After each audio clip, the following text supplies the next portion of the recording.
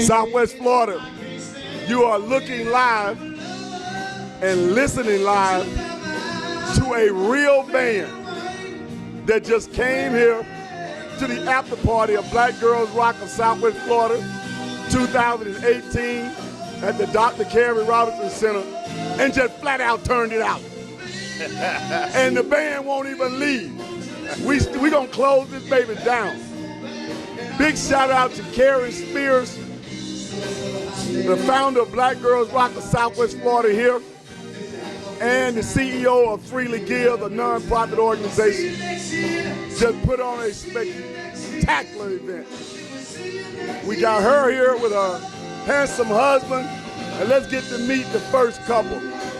Karen, everybody has been coming over here, talking about how they enjoyed Black Girls Rock.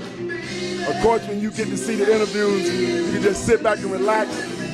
Tell our TV audience, what is Black Girls Rock? Black Girls Rock is an award ceremony that honors women of color that are doing the amazing in our community and in the lives of others. So, tell them where we are right now and what happened earlier today. Right now, we're at the Dr. Carrie Robinson Center for the after party. And earlier today, the award ceremony was held at the Dunbar Community Auditorium. It was amazing. It exceeded my expectations. We had phenomenal performers, recipients of the award. It was just amazing. And who is this handsome gentleman right here? That handsome young man is my husband, Roderick Spears. Now, one of the things I noticed about you, Roderick, you were back there working as hard behind the scenes to make sure that it was as successful as possible. Are you involved from the beginning when Karen started going into the Black Girls Rock mode probably a few months ago? Yes, I'm.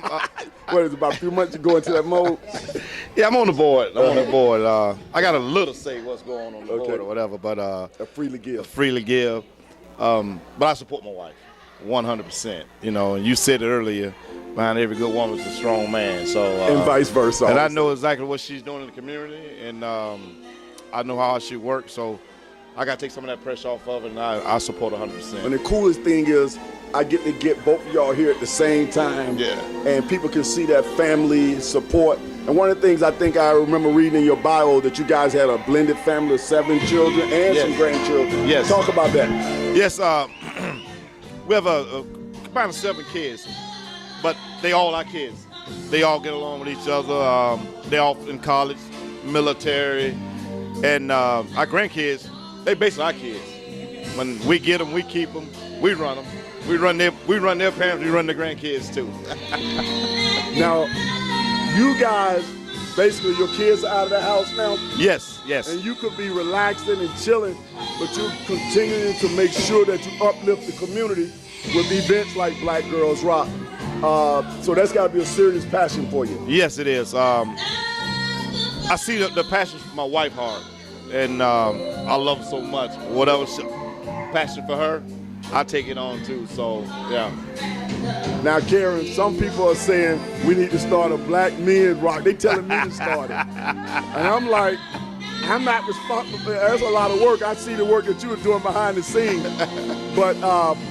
I just think that Black Girls Rock, this was my first year coming to see it and see all them beautiful women get these awards and the girls and the community activists. And what I noticed up there, Karen, was there were a lot of people who got awards that weren't famous. You sought out the people who were doing the real work that needed to be recognized and not the same old, same old. Speak to your process behind that. Absolutely. I looked out into the community and I saw that there were Black women being awarded, and rightly so, but it was so few of us. When there's hundreds, if not thousands, of Black women out here that are doing, just like you said, the work, the worker bees. And they are just as educated, they're professionals, they have strong, positive self-identities. And I thought to myself, why are they hidden? Why are they diamonds in the, not being showcased? So I created this platform to do just that, to let them know that we see you, we value you, and we say thank you. And we're so glad that we could bring the television show out here. And people might say, well, how did this first happen? I saw some images of Black Girl Rock on social media a couple of years ago, just thumbing through some pictures. And I looked at it, and I said, Leap His Live need to be involved with that. So I Facebook Karen, they don't know that. I invited, said, Karen, Black Girls Rock need to be on TV. And then you said, it does need to be on TV. But I was laying the groundwork then, and we came back and made it happen, right? Well, I thank you. Yes, we certainly did. That's exactly how it happened. And I am grateful that you did that. And here we are. Here we are today. And we'll be here next year, of course. And the years after that. So Rodney, so what happened was, I just threw it out there like a little, let's think about this. I said, this thing needs to be on TV. Yeah. And then what I try to do with the television show, I don't try to take my television show to every fish fry. I tell people that. It have to be something that's really changing the community, large event, and I bring the TV show out. So I go out to about 4 events a year. So I'm not just going out, I'm an in-studio show like when you come to take show. But this is definitely something that we need to be covering in the future and make sure that Black Girls Rock continue to do what it does. Yes, yes. What has been some of the feedback in the community that you've been hearing from males and females about Black Girls Rock? Wow. Of Southwest Florida. Hey, a lot of feedback. I mean, not even the day after. We talking months after. I mean, even tonight, people talking, all right, we're going to do this next year again. They're ready for it. I mean, it's positive, and what people really like about it is we find the people that's behind the scenes that making the wheel that roll, and these ladies feel appreciated when they're brought out and they celebrated in front of the community when they thought people didn't even know who they were, how important they were. This lady here, she do a lot of research on people that need to be recognized, that hold the wheel together, that make it roll, and the community love it. They love it. I mean, I have parents and grandparents come to me saying it's a beautiful thing what your wife is doing, and I agree with them 100%. So it's just the beginning. Man, you're a role model for me. Yes. I want to be like you, man. Yeah. Karen, one of the things also I noticed, along with what Roger just said, is that you guys are able to blend that education, that music, poetry, all different types of disciplines that come to bear on that stage. Just makes you feel like you're in Hollywood. Absolutely, absolutely, and that's the intent. We are multifaceted.